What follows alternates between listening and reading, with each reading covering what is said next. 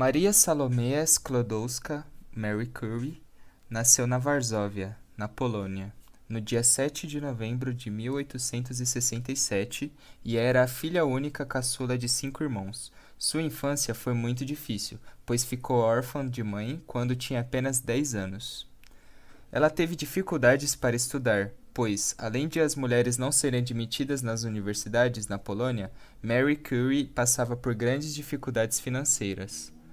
Porém, influenciada pelo seu pai, que era um professor de física e de matemática, seguiu seus estudos.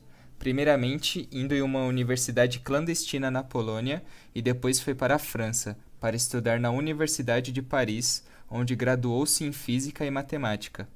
Para custear seus estudos, trabalhava como governanta e professora. Quando se graduou, para prosseguir suas investigações, a cientista precisava de um laboratório e de um amigo. Então, em 1894, ela conheceu Pierre Curie, um físico renomado da época. Os dois acabariam se casando em 1895. Já em 1903, ela recebeu o Prêmio Nobel de Física junto com seu marido e com Anthony Henry Becquerel, por conta das descobertas obtidas no campo das radiações. Nesse mesmo ano, terminou um doutorado em ciências. Em 1911, Mary Curie recebeu o Prêmio Nobel da Química por ter descoberto novos elementos químicos que foram o rádio e o polônio.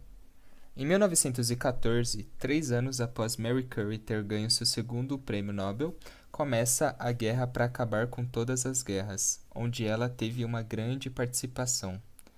A Primeira Guerra Mundial foi um marco na história da humanidade.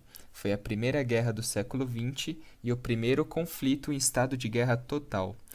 Essa guerra estendeu-se de 1914 a 1918 e foi resultado das transformações que aconteciam na Europa, as quais fizeram diferentes nações entrar em choque, incluindo o país onde Curie morava na época. Os principais fatores que levaram a Primeira Guerra a acontecer foram as disputas por territórios na África e na Ásia, o nacionalismo e a corrida armamentista. As alianças militares formadas eram a Tríplice Entente, formada pela Rússia, Grã-Bretanha e França, e a Tríplice Aliança, formada pela Alemanha, Áustria-Hungria, Império Otomano e a Itália. Então, começa a Primeira Guerra Mundial que, num primeiro momento, ocorre a Guerra do Movimento. Após isso, uma guerra estática começa, onde as batalhas contavam com tanques de guerra e aviões que pela primeira vez eram usados em uma guerra. Durante a guerra, enquanto as tropas alemãs chegavam a Paris, Curie pausou suas pesquisas e guardou o estoque de rádio em um cofre, no sul da França, em Bordeaux. Com o tempo do trabalho de sua vida escondido longe, ela agora precisava de algo mais para fazer. E ao invés de fugir do tumulto da guerra, ela resolveu se juntar à luta. Mas como ela iria participar da luta? Ela ia pegar em armas, ir para o campo de batalha e atirar em soldados inimigos? Não, ela iria para uma causa muito mais nobre, para salvar vidas. Os raios-x, que são um tipo de radiação eletromagnética, foram descobertos em 1895, pouco antes do início da guerra. Os médicos logo começaram a usar eles para encontrar objetos estranhos nos corpos dos pacientes, como por exemplo balas. Porém, as máquinas de raio-x só eram encontradas em hospitais da cidade, que eram muito longe dos campos de batalha onde os soldados eram tratados. Pensando nisso, Curie inventou o primeiro carro radialista, que nada mais era que um veículo contendo uma máquina de raio-x e equipamento fotográfico de câmera escura. Não, não é um carro transmitindo música, eu sei que você pensou nisso. Esse carro ele poderia ser conduzido até o campo de batalha, onde os cirurgiões do exército poderiam usar raio-x para auxiliar em suas cirurgias. Um dos principais obstáculos foi a necessidade de energia elétrica para produzir os raios-x. Então, ela resolveu esse problema incorporando um dínamo, um tipo de gerador elétrico no design do carro. E o motor do automóvel poderia, assim, fornecer a eletricidade necessária para os raios-x funcionarem. Curie se aproximou então da União das Mulheres da França.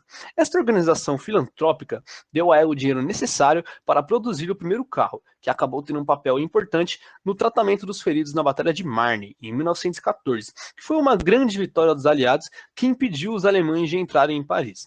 Porém, mais carros radiológicos eram necessários. Assim, Curie explorou sua influência científica para pedir a mulheres ricas parisienses que doassem veículos. Faltava ainda treinar operadores para esses equipamentos, e a cientista mais uma vez buscou mulheres para o serviço, oferecendo cursos de treinamento para mulheres voluntárias, que eram ensinadas por ela e por sua filha. Cerca de 150 mulheres foram treinadas por Curie e partiram para o fronte nos pequenos Curie, que foi como o carro ficou batizado. No fim, estima-se que o esforço de Curie e seu pequeno exército de mulheres tenha sido responsável pelas radiografias de mais de 1 milhão de soldados durante a Primeira Guerra Mundial. Embora poucas das mulheres trabalhadores de raio-x tenham se ferido em consequência do combate, elas não ficaram sem baixas. Muitas sofreram queimaduras pela superexposição ao raio-x, e Curie sabia que a exposição tão alta representavam riscos futuros para a saúde, como câncer. Mas não houve tempo para aperfeiçoar as práticas de segurança de raio-x no campo de batalha, pois era uma coisa emergencial, era uma coisa para a guerra. E muitos trabalhadores de raio-x, assim, foram superexpostos. E ela se preocupou muito com isso. E mais tarde ainda, ela escreveu um livro sobre segurança de raio-x, tirado de suas experiências de guerra.